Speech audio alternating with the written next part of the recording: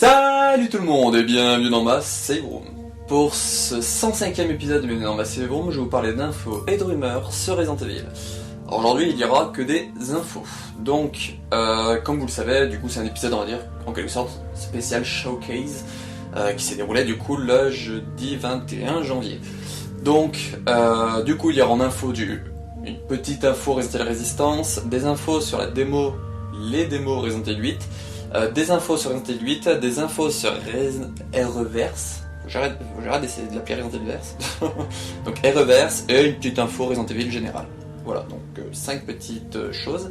Mais avant de vous parler de tout ça, je vais faire un petit instant vite fait promo avant de commencer ce gros épisode. Donc je ne vais pas m'étaler non plus longtemps sur la promo. Donc si vous voulez y passer quand même, vous retrouvez en description les timecodes pour commencer à partir du générique ou de l'info qui vous intéresse. Mais là, du coup, je fais mon petit instant promo. Donc pour débuter, qui n'a rien à voir avec le Resident Evil Showcase en quelque sorte, donc je vais parler vite fait de la chaîne Biotrash, donc Biohazard Trash, qui ont fait cette semaine 2 Bioradio, parce qu'ils se lancent dans un marathon Resident Evil, Biohazard, donc ils se lancent dans un marathon Biohazard et ils ont fait Bio 99, donc le premier. Alors c'est Geeky qui était sur la campagne de Chris, et Derek Strife qui a fait la campagne Jill. Alors, la subtilité avec la campagne Jill, c'est que c'est une autre version qu'avec 96 de base, je crois. Donc, ils me corrigeront, je sais pas quoi, j'ai pas tout saisi ce qui se passait dans ce truc. Mais je me demande, c'est pas genre la Director's Cut ou quelque chose dans ce genre-là, la version de Derek Strife qui joue. Voilà.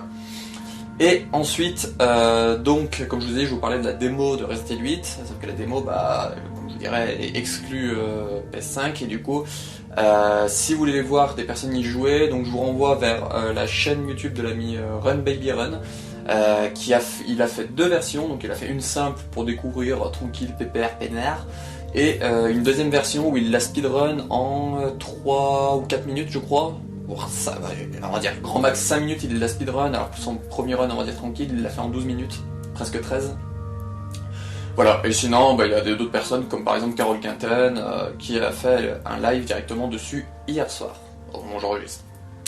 Voilà, donc ça c'était tout sur l'instant promo, donc on va vite passer aux infos sur Resident Evil, parce que, bon Dieu, il y en a. Donc, c'est parti.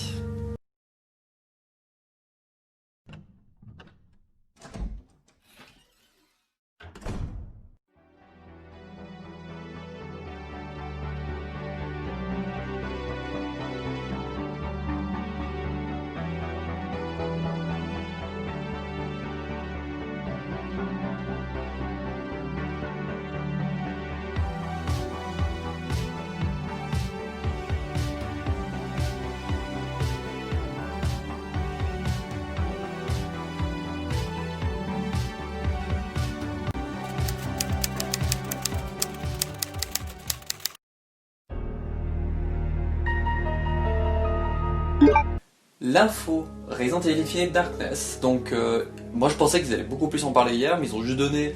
Alors, il y a une info qui contredit un peu ce qu'ils ont dit au TGS, et une info qui nous place un peu temporairement, non pas temporairement, dans la chronologie.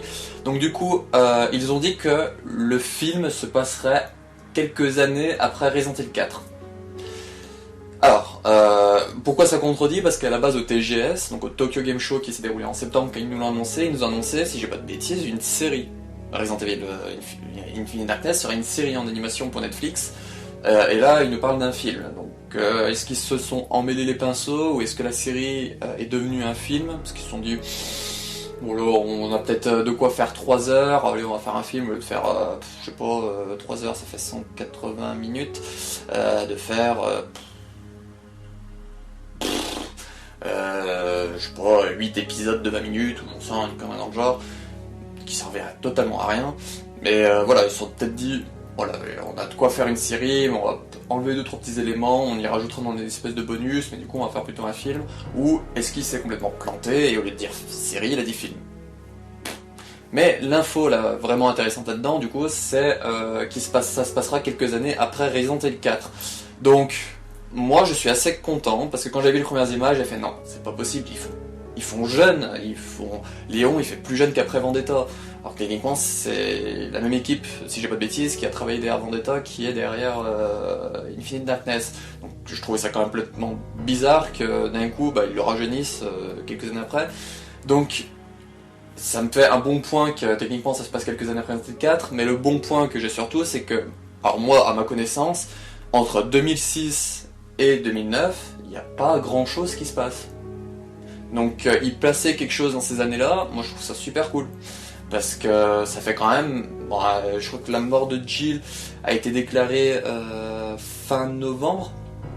Je crois fin novembre 2006. Donc de fin novembre 2006 à mars 2009, on n'a rien. Donc bon, ça fait pas vraiment 3 ans, ça fait 2 ans et quelques mois, mais on va pas chipoter. Voilà, pendant ces 2 ans et quelques mois, on n'a pas... à ma connaissance, on n'a pas vraiment de choses. Donc placer Infinite Darkness dans ces années-là, ça coupe un peu du vide inutile. C'est pour ça, moi je trouve ça sympa, cette petite info, c'est pour ça que je voulais en parler. Et puis vu que c'était en showcase et que c'est un épisode, on va dire, spécial showcase, fallait en parler. Donc c'était tout ce que j'avais pour Resident Evil Infinite Darkness. Donc là on va passer à ce que j'ai à dire sur les, on va dire, 2 démos de Resident Evil 8. Donc je vais pas plus de blablater que ça, pas de transition, c'est parti. La démo, les démos Resident Evil 8, donc pourquoi je dis les? Parce qu'il y en aura 2. Donc il y en a une qui est la première, qui s'appelle la démo, on va dire, Maiden, qui est déjà disponible, mais, le petit mais, c'est qu'elle est exclue PS5. Donc tous ceux qui sont Xbox One, Xbox Series X et PS4, on peut aller se gratter. Donc du coup c'est une exclue PS5, c'est pour ça que je vous ai parlé en instant promo de personnes qui ont fait en vidéo que voilà, je voulais partager un peu leurs vidéos parce que c'est avec eux que j'ai regardé, notamment Run Baby Run. Mais bon, du coup, qu'est-ce que j'ai à dire sur la démo Maiden? Donc c'est des trucs que j'ai vu passer cette nuit et que du coup, voilà. Donc le personnage déjà, techniquement le personnage qu'on joue c'est une fille qui est enfermée dans le château des Dimitrescu. Alors faut que j'apprenne à le dire ce mot là, donc c'est le château de la grande femme avec son grand chapeau. Donc un personnage féminin et tout, voilà, je sais pas vraiment quoi dire dessus, de ce que j'ai vu on voit même pas ses mains, on voit rien, je vois pas trop l'utilité. Ensuite, là donc ça c'est vraiment la chose intéressante, donc l'histoire se déroule pas en même temps que celle d'Ethan. Alors ils ont dit que ce serait une fois qu'on aura fini le jeu principal qu'on saura le lien entre les deux.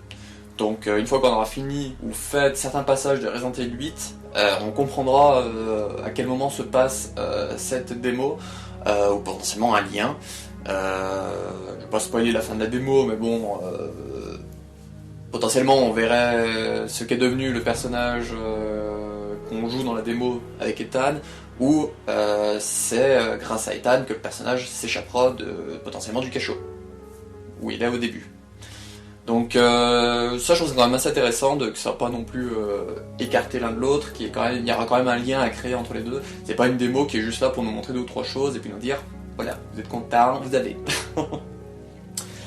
Et pour terminer, donc là c'est un petit bonus, donc en téléchargeant cette démo, alors si j'ai pas de bêtises, si je dis pas de bêtises, en téléchargeant cette démo vous pouvez avoir un thème Resident Evil 8 du coup pour votre PS5.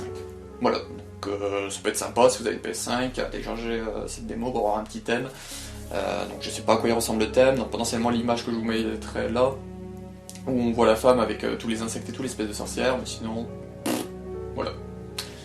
Et la deuxième info, donc là c'est du coup pour la démo que j'ai notée générale. Donc la démo générale, elle sera disponible en printemps, donc pour tout le monde, donc Xbox One, Xbox Series X et S, PS4, techniquement PS5 aussi, et PC. Ouais, j'ai oublié PC au début.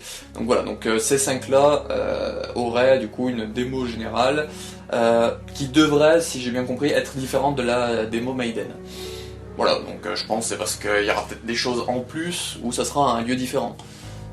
Voilà, donc voilà. Faut poser ce que je peux rajouter d'autres. Que ce soit une démo différente, ça serait intéressant parce que du coup, ceux sur PS5, ils ont déjà retourné dans tous les sens la démo, je crois, en une nuit. Donc en avoir une nouvelle, ça les occupera 5 minutes. Mais puis vu qu'on a déjà vu tous celles-là, refaire nous une démo qu'on a déjà vu 50 fois, je vois pas trop l'utilité non plus, c'est pour ça que si elle est différente, moi je trouve ça plutôt cool. Voilà, donc ça c'est tout ce que j'avais sur les démos Resident Evil 8, donc là maintenant je vais passer du coup au gros de cette vidéo, donc c'est toutes les infos que j'ai trouvées sur Resident Evil 8, donc je vais plus blatter que ça, en avant, les amis.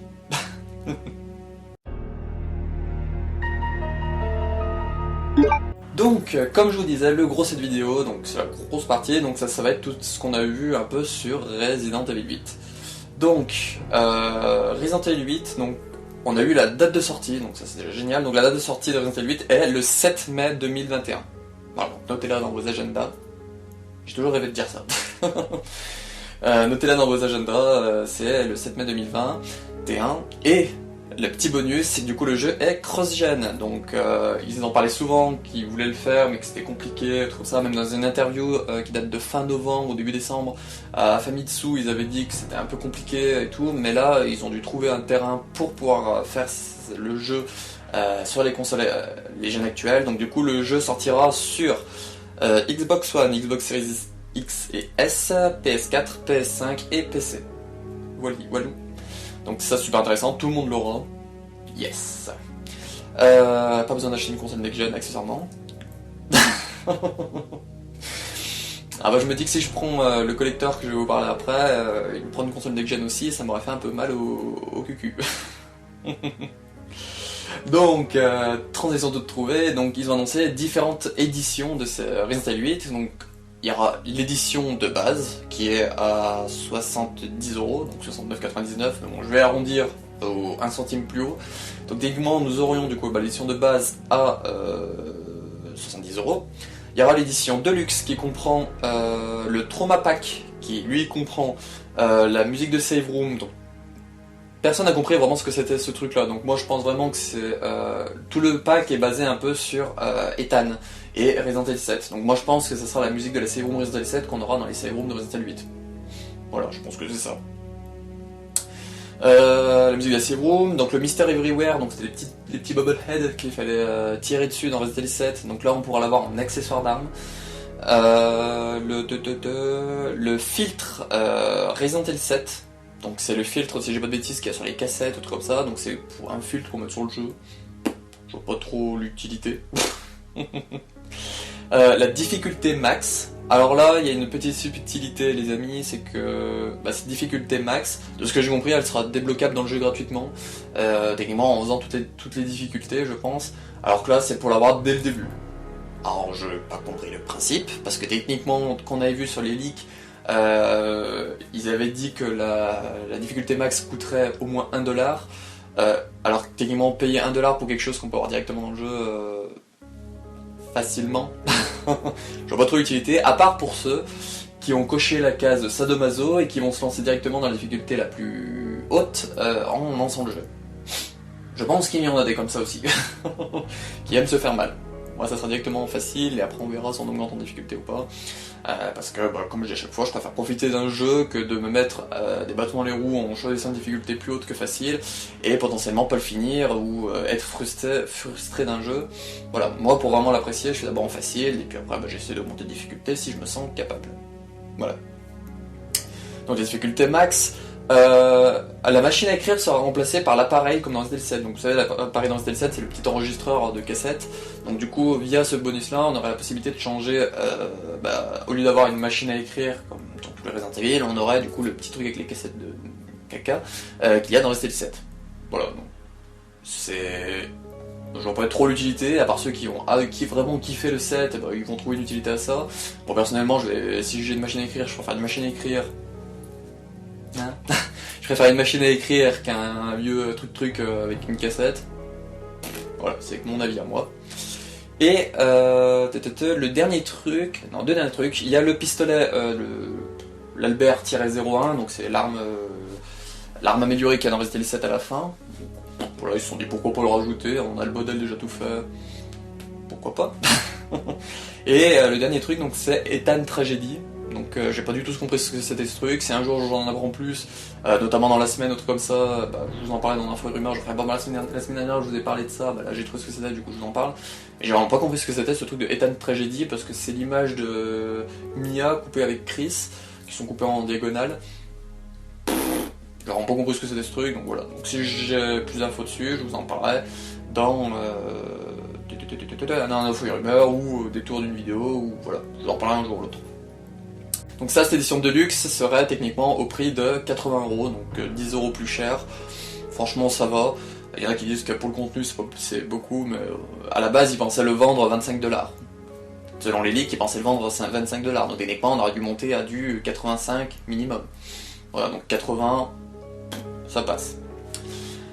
Ensuite, après la Deluxe, donc là c'est l'édition qui me tente Bibi et moi, donc c'est l'édition Collector, donc c'est comme les collecteurs Resident Evil 2 et 3 Remake, donc il y a un gros coffret, avec dedans, alors attends que j'arrive à lire, donc il y a le code pour le contenu Deluxe, donc tout le trauma pack que je vous ai parlé précédemment, il y a le jeu en steelbook, le steelbook est plutôt joli je trouve, il y a la map du jeu.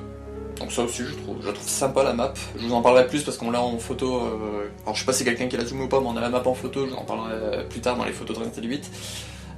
On a un artbook et la statuette de Chris. Bon, techniquement vous devez pas me voir, vous devez voir l'image, à chaque fois vous devez voir l'image du contenu qu'il y a dans les éditions, donc voilà. Donc je peux blatter un peu, vous pouvez voir tout ce qu'il y a dedans. Et la dernière grosse édition qui là exclut Japon, mais je voulais en parler quand même un peu, donc c'est la Capcom Collector. Donc du coup il y a pareil que le collector de base, sauf qu'en plus nous avons alors 4 images, je pense que ces images sont des lithographies numérotées. Sinon on va pas trop utiliser de nous mettre 4 petites images comme ça dedans. Il y a la mallette, donc la mallette de style Resident Evil 4 qui serait servira d'inventaire dans Resident Evil 8. Donc cette mallette avec toutes les armes présentes dans le jeu, et notamment je crois que j'ai vu la petite chèvre qui remplace les Mr. Raccoon et Bubblehead. Donc ça je trouve ça super sympa, et le gros de ces trucs qui donne le prix exorbitant, donc c'est la veste que qu'a Chris Redfield dans Resident Evil 8, donc sa grosse veste et tout, de la bonne qualité, machin comme ça de ce que j'ai compris. Alors ce pack est exclu Japon, exclu Capcom plus précisément, et le prix approximatif que j'ai vu, ce serait entre 1300 et 1600 $, ou 1600 €, je sais plus 100 $ ou en euros, mais dans tous les cas, ça fait bobo au cucu. Moi, ce qui est vraiment... Ah, il y a aussi le livre, le conte, j'ai oublié de le marquer, le conte de Mia qu'elle raconte, le conte qu'elle raconte. Donc le conte de Mia, alors je sais pas si ce sera un artbook ou vraiment l'histoire qu'il y a dedans. Alors si c'est vraiment l'histoire qu'il y a dedans, là je suis assez dégoûté de pas pouvoir le prendre. Mais si c'est pas l'histoire qu'il y a dedans, c'est juste un artbook. Voilà, donc ça c'est toutes les grosses éditions, mais il y a une édition un peu spéciale. Alors attendez que je la retrouve, donc il y a une édition un peu spéciale qui contiendra du coup on va dire Resident Evil 7 et 8, donc c'est... Resident Evil 8, le contenu de luxe et tout, et la Gold Edition de Resident Evil 7, tout ça dans le même pack. Alors si j'ai pas de bêtises, je crois que j'ai vu que le pack, celui-là, était vendu à 85 ou 90 €. Donc franchement, je trouve qu'il n'y a pas tant de mal que ça, parce qu'en fait c'est l'édition de luxe plus Resident Evil Gold Edition. Donc en clair, vu que l'édition de luxe coûte 80, si ça coûte 85 ou 90, franchement c'est juste que en fait Resident Evil 7 Gold Edition est coté du coup à entre 5 et 10 € en plus que de base quoi. Donc je trouve ça vachement intéressant. Mais bon, moi vu que je suis tenté par le collector, cette édition là, c'est pas que je m'en cogne un peu, mais beaucoup. Et pour terminer du coup pour tout ce qui est les éditions, trucs comme ça, donc il y a des bonus de précommande. Donc les bonus de précommande seront un Mr. Raccoon accroché à son arme et un Survival Resource Pack. Donc qui contient des munitions de pistolet, de fusil à pompe, un soin et le truc pour crocheter les serrures. Donc ça ressemble beaucoup au pack qu'il y avait pour Resident Evil 7 en précommande, que j'ai toujours. On peut utiliser le code comme un gland. Par contre, le petit Mr. Raccoon en mode comme le Mr. Everywhere en accessoire d'armes, je sais pas, ça peut être sympa ça aussi. Voilà, c'est petit cute. Donc ça c'est le bonus de précommande pour tout le monde, mais ceux qui précommanderont sur PS4 et PS5 auront un bonus de précommande en plus, qui est la BO. Alors je sais pas du tout comment ça fonctionne, si ce que ce sera un code pour télécharger les musiques en MP3 par exemple pour le PC, ou si c'est des musiques pour mettre dans le jeu, je sais pas du tout comment ça sera, mais techniquement je pense que c'est du contenu digital. Donc c'est les mini soundtracks de Resident Evil 8. Voilà, donc je pense que c'est exactement, j'ai essayé de trouver là aussi, mais comme pour le Ethan Tragedy j'ai pas trouvé ce que c'était. Mais voilà, de ce que j'ai compris, c'est les musiques de Resident Evil 8, potentiellement en version raccourcie ou je sais pas, qui potentiellement, là c'est moi qui suppose, mais ce serait potentiellement un code en MP3 pour avoir les musiques par exemple sur son ordi ou pour, je sais pas si vous aimez les musiques, ça peut être sympa. Voilà. Ensuite, en plus de toutes ces infos-là, nous avons eu un nouveau trailer que je vous ai fait une vidéo qui est l'épisode juste précédent, donc une petite réaction au trailer où je le regarde et puis je vous dis un peu 2 ou 3 choses qu'il y a à voir un peu dessus et tout. C'est une vidéo qui fait, je crois, 13-14 minutes. Voilà. Et il y a une vidéo de gameplay. Alors la vidéo de gameplay, je veux pas trop parler dessus. Là, je vais vous parler ensuite de personnages et d'images. Qui sont majoritairement du trailer ou du gameplay.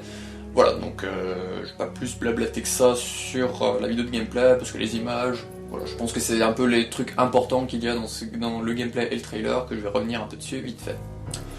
Donc, concernant les personnages, donc la femme au grand chapeau se nommerait Lady, je sais pas du coup comment ça se dit, Alcina Dimitrescu.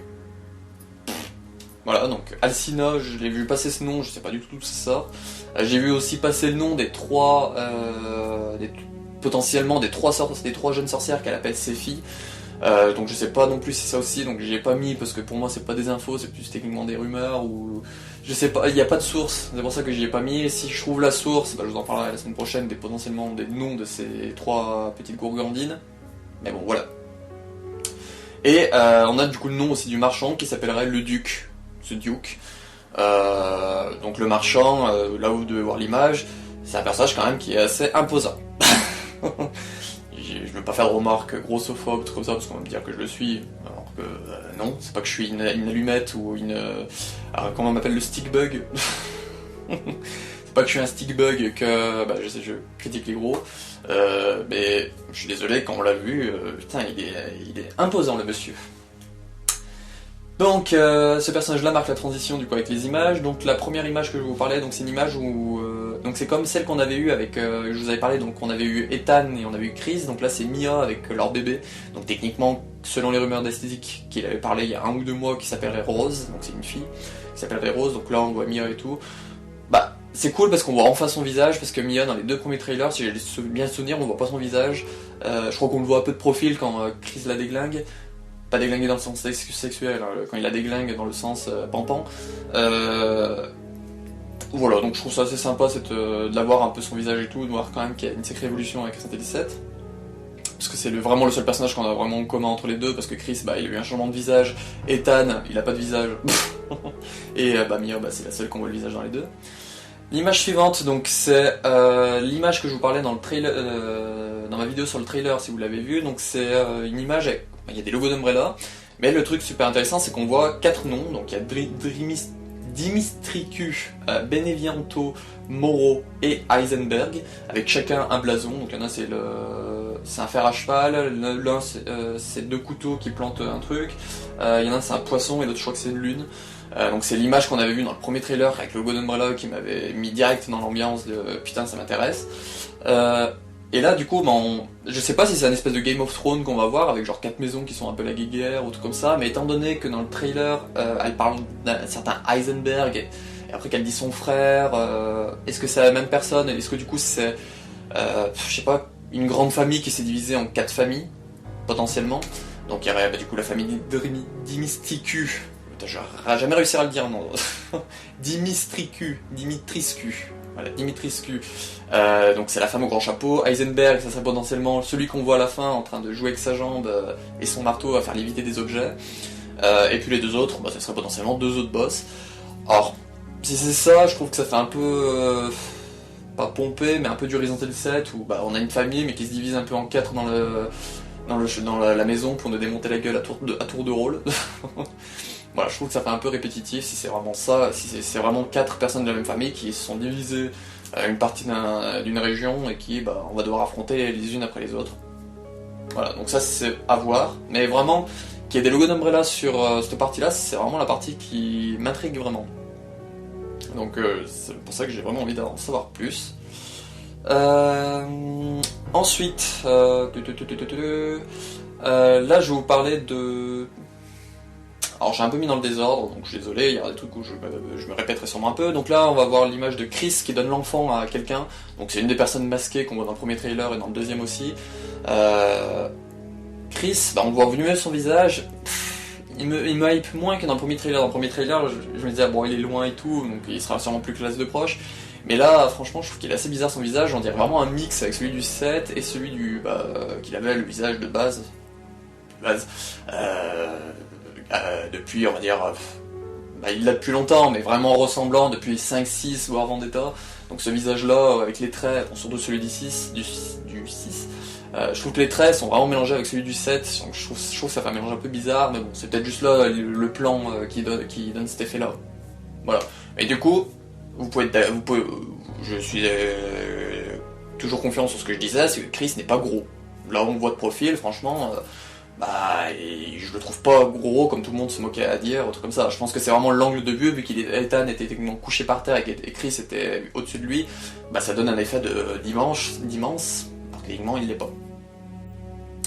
La prochaine image, donc là aussi je vous en ai parlé dans le trailer, dans ma vidéo sur le trailer, donc c'est ce que les SD Gamers parlaient des zombies qui ne sont pas du type Romero.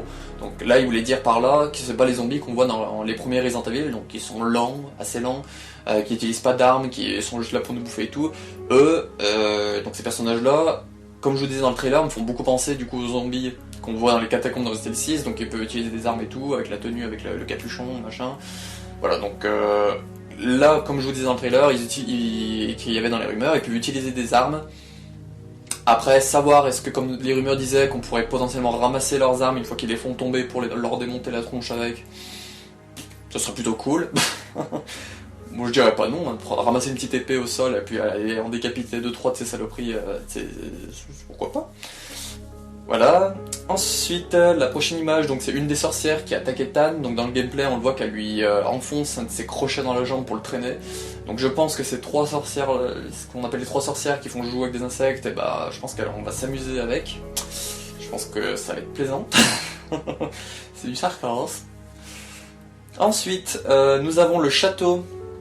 Alors pourquoi je mets ce château là? Parce qu'on voit des ennemis volants, des gros ennemis volants. Donc comme je vous disais dans le trailer, on en voit 2 volés ou 3. Là, franchement, sur cette image, moi j'en vois 4 ou 5. Ça dépend, il y en a une, je sais pas si c'est un truc qui dépasse du château ou pas, mais j'en vois au moins 4 ou 5. Donc s'il y en a 4, potentiellement ça pourrait être les 3 sorcières et la femme au chapeau. Par contre, s'il y en a 5, va trouver qui est la 5ème. À moins que d'autres personnages peuvent se transformer en espèce de loup-garou, pas de loup-garou, en espèce de vampire ou de gargouille, je ne sais quoi. Je sais pas ce que c'est ces trucs volants. Mais bon, voir un peu des ennemis volants, franchement, ça fait plaisir. Plaisir entre parenthèses, je pense que j'aurai beaucoup moins de plaisir quand je serai en jeu et qu'il y a des trucs qui vont tomber sur le coin de la gueule. Mais franchement, des ennemis volants, c'est assez sympa. Et puis ça a assez gros et tout, donc je pense que ça va être assez casse-bonbon, comme le reste du bestiaire. Ensuite, donc je vous ai parlé tout à l'heure du marchand, donc Duke. Donc là, je vous montre une image qui fait partie du gameplay où on voit l'écran du marchand. Donc comment on va pouvoir acheter ses armes, tout comme ça. Quand une arme sera achetée, ça sera marqué sold out. Voilà, donc je trouve ça, je sais pas comment le gérer. Je trouve que c'est assez simple, mais bon, si on regarde celui de Resident Evil 4, il est assez simple aussi, l'écran du marchand. Mais là, il est assez simple, mais il est joli esthétiquement. J'ai envie de dire, il est joli dans les couleurs, les trucs comme ça, tu sens vraiment que tu vas être au calme auprès de ce marchand-là. Voilà, donc je vois pas trop ce que j'ai rajouté d'autre, on voit qu'on pourra acheter des soins, des améliorations d'armes et tout. Voilà. Ensuite, donc là c'est une petite vidéo qui est fait en lien avec l'image juste avant, donc le marchand, donc on va pouvoir acheter des trucs, notre inventaire, du coup ça sera la valise comme Resident Evil 4, une valise dans le même style, et comme vous pouvez le voir dans la petite vidéo que je lancerai potentiellement en répète si je parle trop comparé à la durée, donc on voit qu'on peut déplacer les éléments et qu'on peut les faire passer d'horizontale à verticale ou inversement, donc vraiment comme dans le 4, qu'on aura besoin de faire ce que Carol Quinten appelle le Tetris de l'inventaire, où pour faire rentrer certains trucs on va devoir tourner d'autres trucs, ça va être un peu la galère parfois, il va nous manquer juste une place, donc on va devoir acheter quelque chose pour prendre un truc de 2 places et tout, certains trucs fera 3 places, du coup il restera qu'une place, voilà, donc c'est le bordel qu'il y a dans le ZL4 qu'on devrait revoir du coup dans ce petit RE8. Et ça je trouve ça assez sympa. Bon du coup avoir un marchand et cette mallette là ça fait beaucoup écho avec Resident Evil 4, c'est là un peu le souci. Ensuite, la prochaine image, donc c'est une chèvre. Donc de ce que j'ai compris, ce chèvre-là, ça remplacera tout ce qui était les Mr. Everywhere, les Mr. Raccoon et le Mr. Charlie de RE3 Remake. Donc c'est voilà, c'est les petits trucs qu'il faudra péter à certains endroits.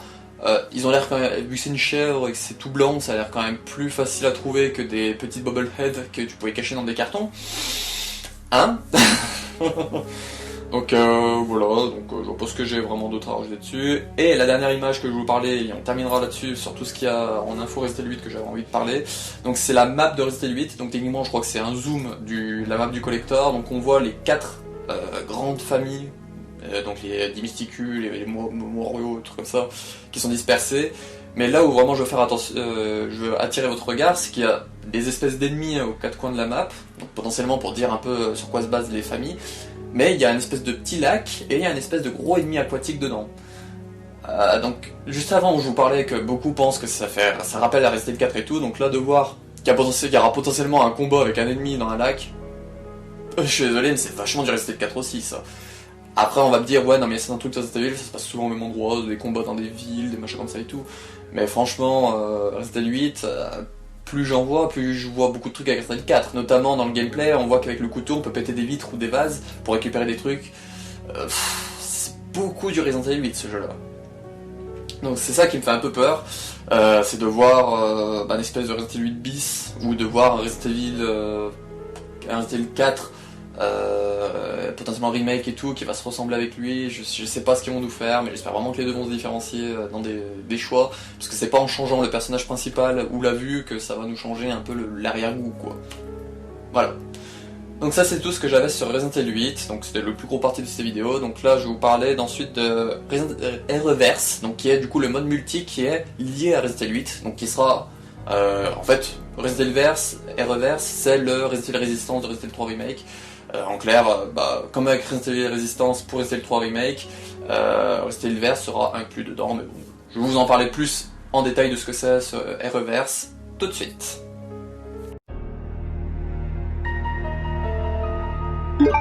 Les infos sur REverse, donc REverse qui sera du coup le jeu multi de Resident Evil 8, donc qui sera comme je vous disais juste avant, donc Resident Evil 3 Remake avait Resident Evil Resistance, donc qui est dans la même boîte, mais c'est 2 jeux différents. Donc là, techniquement, Resident Evil REverse sera du coup comme pareil. Donc on aura dans la même boîte Resident Evil 8 et REverse, mais du coup, ce sera 2 applications, chacune à télécharger de leur côté.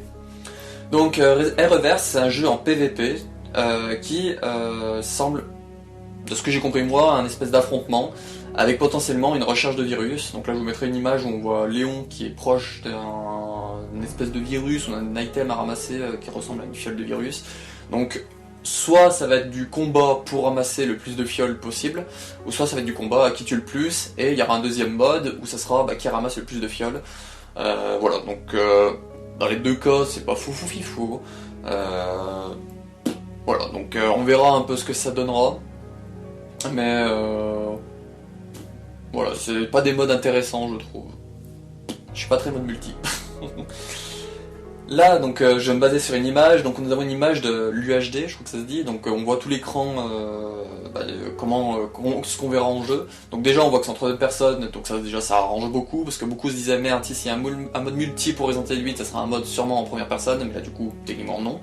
Donc Resident Evil, ce mode, selon l'UHD, ce qu'on voit, donc notamment le truc vraiment intéressant qu'on voit en bas à droite, c'est qu'en appuyant sur R1 on pourra faire une attaque au corps à corps. De ce que je vois, moi le logo on dirait un personnage qui met un coup de jambe, un coup de pied. Et là c'est Raptar je crois qui a fait remarquer, on voit que Léon a 2 pistolets. Donc je pense qu'il pourra utiliser 2 pistolets comme dans Resident Evil 6. Et franchement je trouve ça super cool parce que ça fait... REverse c'est le jeu anniversaire en quelque sorte, c'est le jeu qui est fait pour les 25 ans de la saga, parce que l'image principale que j'aurais dû vous mettre, je sais pas si je vous l'ai mis ou pas à un moment, ou que je vous mettrai après, donc c'est mon point suivant, donc ça me fait la transition. Donc Resident Evil REverse c'est le jeu anniversaire, parce que l'image qu'ils ont utilisée pour les 25 ans, donc on voit des personnages du RE Engine, c'est tous les personnages qui seront dans REverse, qui seront jouables, qu'on pourra prendre, donc par exemple le Nemesis, le Super Tyran, Chris Mosh, Field de Resident Evil 7, Claire de RE2 Remake, Jill de RE3 Remake, Ada, Hunk, et Léon et Jake Baker. Voilà, donc tous ces personnages-là, ce sera les personnages qu'on pourra prendre, il y en aura potentiellement d'autres, je pense. Mais voilà, donc ces personnages-là, ce sera les personnages de cette affiche, là, ce sera les personnages qu'on pourra utiliser dans Arrowverse. Et la seule map qu'on a pour le moment via les images et tout, c'est la map du commissariat du RPD, mais on aura sûrement d'autres maps je pense. C'était comme quand ils ont annoncé Resident Evil Resistance, on avait que la map de base, avec 3 personnages, 4 personnages et un mastermind, et puis nous en rajouter au fur et à mesure via des mises à jour ou via des annonces en attendant la sortie du jeu. Donc là je pense vraiment qu'on va avoir ça. Quel autre personnage on pourra avoir dans le Arrowverse ? Aucune idée. Des ajouts, selon les leaks qu'il y avait eu, il y en a qui parlaient qu'on pourrait avoir des ajouts de tenues d'anciens jeux, donc ça serait super cool. Je vois déjà venir une petite tenue pour Léon style Resident Evil 4, qui du coup servira de prémisse pour potentiellement Resident Evil 4 Remake. Je mettrai pas ma main à couper parce que je suis pas quelqu'un qui aime parier, mais franchement, je pense vraiment que ça pourrait arriver. Après potentiellement une tenue de Chris Resident Evil, bon c'est Moshfield, mais bon, s'ils créent la tenue dans Resident Evil 1, la tenue des Stars, bon, ils l'auront déjà créée, donc ils auront juste à mettre après le visage du Chris Resident Evil 8 dessus, ça passera. Voilà, donc c'est des petits détails comme ça. Et pour terminer avec Arrowverse, donc du coup la bêta que je vous ai parlé la semaine dernière, qui lançait l'ouverture et tout, que j'ai été accepté, donc la bêta c'est pour jouer à Arrowverse, donc pour tester et tout, le principe d'une bêta quoi. Donc je vous ferai potentiellement une vidéo dessus, mais il y a l'ami Ensho qui a prévu de faire une vidéo dessus et une vidéo avis dessus, donc techniquement il a prévu 2 vidéos dessus, et potentiellement d'autres personnes, et tout ça je vous en parlerai en info et rumeurs en temps voulu. Voilà, donc ça c'était tout ce que j'avais à dire en info sur Arrowverse. Donc pour terminer cette vidéo, je vais faire une petite... la dernière info, c'est une petite info Resident Evil générale.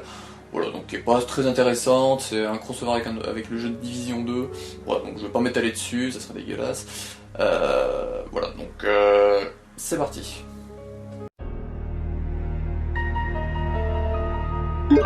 L'info Resident Evil générale, donc comme je vous ai dit juste avant en espèce de transition, donc c'est le crossover avec le jeu Division 2. Donc ce crossover là, donc, alors, pour moi j'ai juste noté que ce sera des tenues, il y aura peut-être des objets, mais ce sera des tenues notamment, bon on voit les tenues des Stars qui sont portées par les personnages de Division 2 et Léon RE2 Remake. Donc des Stars, de ce que j'ai vu, il y a Chris, Jill et Rebecca. Je crois pas en avoir vu d'autres, j'aurais dû regarder le gameplay avant de tourner cette vidéo. Donc au cas où si j'en vois plus, je vous mettrai des screenshots qui défileront au moment en même temps que je parle, mais voilà, donc vous voyez un peu la gueule des tenues. Je trouve ça vraiment super sympa parce que ça montre quand même que c'est pas non plus oublié. Bon, RE2 Remake original, bon, on la voit un peu partout cette tenue, mais bon, revoir les Stars et surtout la tenue de Rebecca Chambers, si j'ai pas de bêtises, je crois que c'est Rebecca Chambers une des tenues. Franchement, je trouve ça super sympa. Parce que ça montre quand même qu'ils les oublient pas. Et moi j'aimerais vraiment qu'ils nous fassent des tenues des premiers RE. Donc on a la tenue de Jill Stars dans RE3 Remake, mais bon, une petite tenue Chris Stars. Voilà, moi je cracherais pas dessus. Putain, Resident Evil 8, une petite tenue Chris Stars, ça serait vraiment le rêve. Ça serait possible, hein. Mais voilà. Donc c'était tout ce que j'avais à dire sur ce... Ah si, en dernier petit truc, il y a le personnage, la tenue de Hunk aussi. Voilà. Donc là c'est tout ce que j'avais à dire sur l'info Resident Evil en général, qui était du coup via le jeu Division 2 et son crossover. Donc, et voilà, c'est terminé pour ce 105e épisode de Bienvenue dans ma Save Room et le 49e d'Info et Rumeurs sur Resident Evil, donc j'espère que ça vous aura plu. Je me disais qu'il y aurait eu l'épisode il y a 2 semaines, parce qu'il n'y a pas eu d'épisode, ça aurait été le 50e, donc 105e et 50e d'Info et Rumeurs, ça aurait été beau. Qu'en 50e on ait un gros épisode comme ça avec plein d'infos et tout. Mais bon, voilà, c'est les joies du métier. Cette semaine, j'ai pas vraiment de vidéo de prévu, potentiellement une sur la bêta de Reverse ou une vidéo avis sur la bêta de Reverse. Donc s'il y en a une qui sort, il y en aura une qui sort. Je vais potentiellement participer à une bio-radio ce week-end, donc si cette vidéo est sortie avant, passez faire un coucou, ça serait sympa, même si je suis pas, hein, passez faire un coucou à ce Biotrash, ça pourrait être sympa. Et on se retrouve du coup pour une prochaine vidéo qui sera techniquement soit un avis sur la bêta, soit un info et rumeur semaine prochaine, et puis ciao.